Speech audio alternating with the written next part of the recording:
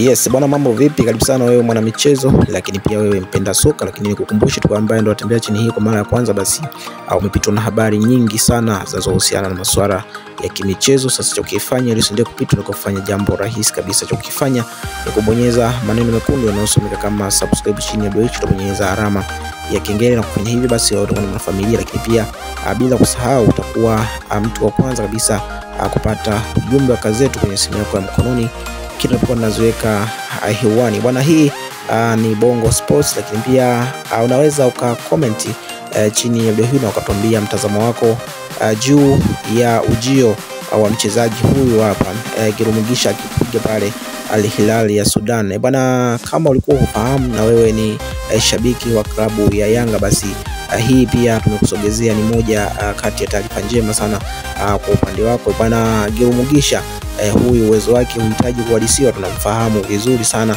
wakicheza pia na klabu ya Yanga katika mashindano ya Champions League.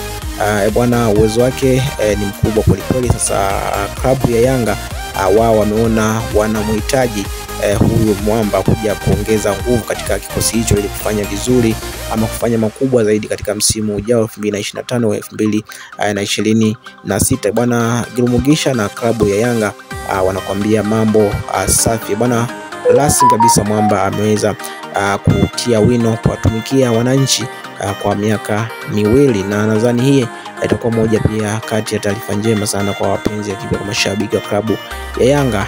Kulingana na taarifa hii unaweza kuona ni jinsi gani klabu ya Yanga inapokuja swala zima la usajili, basi wamekuwa na umakini mkubwa sana, lakini pia wamekuwa serious kweli kwa hii misimu miwili mitatu. Basi unaweza kuona ni klabu ambayo imekuwa inajitambua linapokuja swala zima la usajili. Bwana, mimi nikushukuru kwa wewe ambaye tayari umesha subscribe, lakini kwa wewe ambaye bado hujafanya hivyo subscribe sasa ili